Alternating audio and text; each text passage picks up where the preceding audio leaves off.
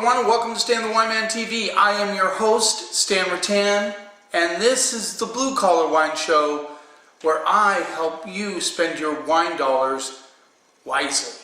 I love doing that. I'm making sure you don't waste your money. But remember, always remember, it's your palate that counts, and hopefully you're figuring out mine. I always said that I kind of have a retail palate because I have to sell wine to people, and they have to come back to me and tell me what they thought. So I put a lot of effort, personally, into trying to understand the palates of my customers. We're doing a little rosé episode, and we have with us a Washington State kind of iconic rosé and also a California iconic rosé from Bonnie Doon, Randall Graham. This is from Barnard Griffin. It is rosé season. A lot of us wine guys hate to say rosé season because we all love rosé year-round. I do. It's great turkey wine. It's great with salads. It's great with ham. It's great with a lot of different foods. It's also nice on even a cold winter night to come home and have a rosé versus maybe a Sauvignon Blanc because it's got a little more guts to it. Just saying. But that aside, we all know it's really rosé season. It's getting beautiful outside, gorgeous, grass is growing in front of me while I'm shooting this episode. We know how that is, right? So we're going to get started with the Barnard Griffin Rosé of Sangiovese, 2017. So fresh off the press, and we've mentioned this many times before, they can do rosé in two ways. They can do the Saunier method, which is loosely translated French word for to bleed. So they bleed the juice off. Here's the label for the Rosé of Sangiovese from Barnard Griffin. He wins a lot of awards with this wine. He's been known to make great rosé over the years, and he takes great pride in his rosé, and it shows. So back to they do the Saunier method, where they bleed off some of the juice. They leave it on the skins maybe for a couple hours, maybe 4 hours, depending on what color they want. And then they can leave it up to 12 hours if they want to. But the idea is to get a little color from the skins, then they drain off that juice, and they make their rosé. And then the remaining grape juice is used in other, well, in this case, would be used in his Sangiovese if he decided to do that. The other way is just straight up rosé. A lot of winemakers just use the grapes purely for rosé. Very expensive way to do it. But a lot of winemakers believe in doing it that way. The Saunier method is more of an economical thing. A lot of winemakers do it. They make great rosés, and they're able to get concentrated grapes for their red wine. So you get the idea. So whether or not Rob Griffin, I've talked to him about this before, I cannot remember, sorry guys, whether he uses the Saunier method or just straight up makes rosé. But it doesn't really matter. The idea is that you can see the color on this. He leaves it on skin contact for a very little time, gets a juice off, so you get rosé.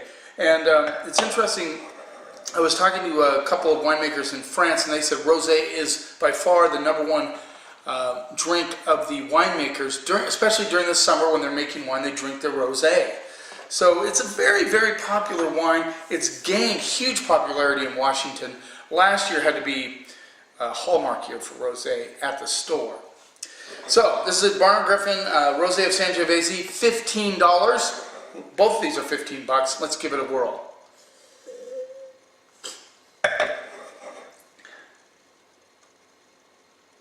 So I get a little bit of tiny hit of grapefruit, a lot of strawberries, a little bit of an herbal component, which I really like. That's very common with Provence rosés. We'll probably end up doing a Provence rosé episode. I get a little bit of bubble gum. That is very typical of rosé. I don't like to see it so much on the palate. I don't mind it on the nose. And a little bit of cherries. Let's see what we get on the palate.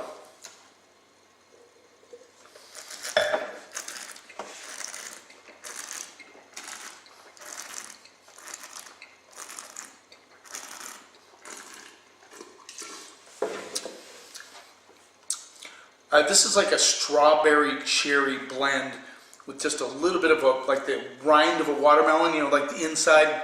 When I was a kid and I ate watermelon, I used to love to kind of get down inside below the pulp, get into that skin side just a little bit. Maybe that's why I'm a wine geek. I used to love to do that. This has just a little bit of that. It's not bone dry, but it is dry. There's certain levels of, there's bone dry, there's dry, there's maybe in between that, and there's fruity. Some people like their rosés fruity, especially people who are just getting into rosé. Those of you that might drink Moscato might ask for one that has a little more fruit on it. Usually you get a little more color than this if you want to get more fruit-forward styles of rosé. So keep that in mind. Maybe a little darker, maybe more fruit.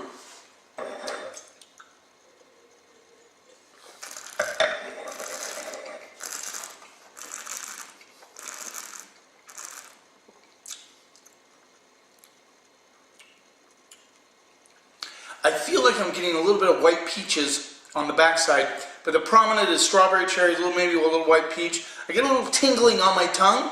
That's brand new wine, fresh out of the block. Maybe in another 3 months. I'm sure Rob does not want to have this. He usually sells out of this right away. Now he's charging 15 bucks today. Just to show you how popular rosé has become. When I remember selling this all day for 10 bucks.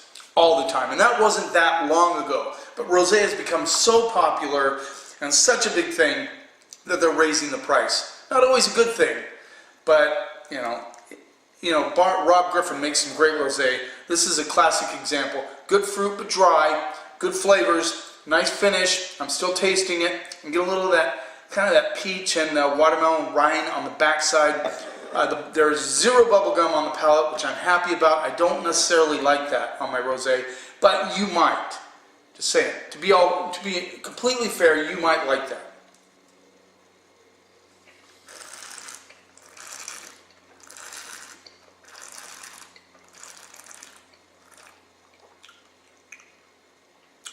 Yeah, very nice, very nice. So this is nice in between rosé, not bone dry, not super dry, a little bit of fruit, but nice and dry enough for most rosé lovers. Great color, great rosé from Rob once again. And I like the way there's kind of, you get this kind of dried herbal component on the backside that I'm tasting. I'm going to go B+ on that. I think it's a very good rosé. Let's move on. This is the Bonny Doon Vineyard Vingris de Cigar Rosé 2017. Well, Vingris, of course. Duh. Anyway, this is his rosé, and it is 57% Grenache, 18% Grenache Blanc, 9% Mourvedre, 6% Roussanne, 5% Carignan, and 5% Cinsault. And this is kind of the baby sister to his Cigar Volant, his really well-known Chateauneuf du Pape style red blend that he does.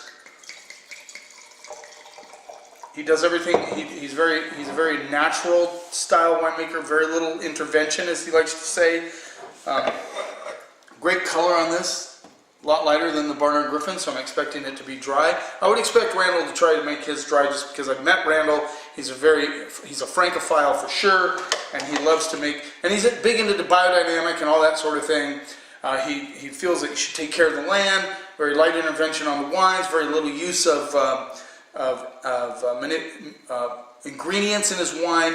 He doesn't like to manipulate. I don't even like that word. There's things that winemakers do to help their wines. They might acidify, deacidify, add this, add that, add this, whatever. In fact, I'm doing an episode that kind of addresses that very issue. So look forward to that. I'm going to talk about vintage variation a little bit. Anyway, let's see what we get on the nose. $15. They're doing a clip from this. There you go. And he plays off of evidently there's a law or some sort of thing that spaceships can't land in the Rhone Valley. He found it, dug it up, found it. It's kind of cool, it's kind of funny. Typical Randall Graham, find that sort of thing. So he plays on that with the spaceship above, down in the Rhone Valley. He's referring to that. It's kind of cool, actually. Very good. Let's see what we get on the nose.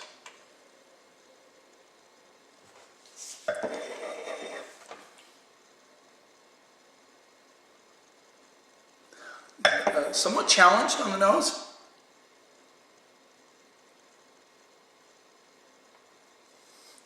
I'm definitely getting a dried herb component once again on the nose. of that watermelon down near the rind again. Maybe a little bit of a peach apricot thing coming through. But very challenged, not a lot coming through aromatically. Let's see what we get on the palate.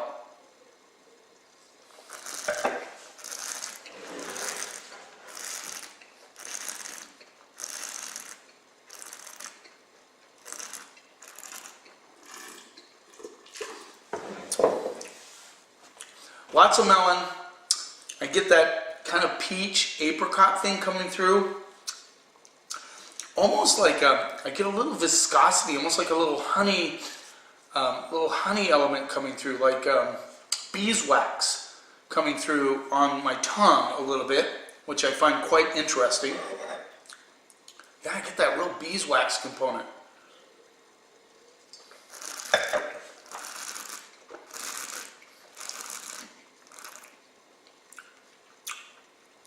Yeah, I'm going to say it. Beeswax with a little bit of melon, peach, and apricot kind of all blended together. That beeswax is just hanging on my tongue. Very cool sort of mouthfeel, I think.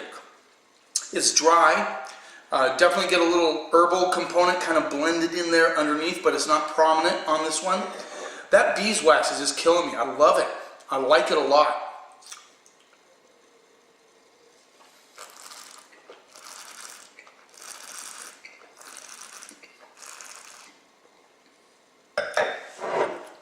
(2017). Finishes with an interesting kind of an earthy component coming through. I get a little bit of a, hard to describe, kind of a charred, a little bit like somebody like torched the beeswax just a little bit. But it's very good. Like it, it's dry. Again, got enough fruit for, it's drier than the Barnard Griffin, but not bone dry. I think it has enough going on to keep a lot of palates interested. It's a great price. He used to be more than that, so he's come down a little bit. I love that beeswax component feeling on my tongue. Nice kind of mouthfeel coming through. I'm going to go straight up B+, maybe hedging towards A- on that. Nice job, Randall. Both really good rosés, both great prices, 15 bucks. Yeah, I would drink either one of those. I'd recommend either one of those. Either one, whatever you want to say. You keep watching, and I'll keep helping you spend your wine dollars wisely.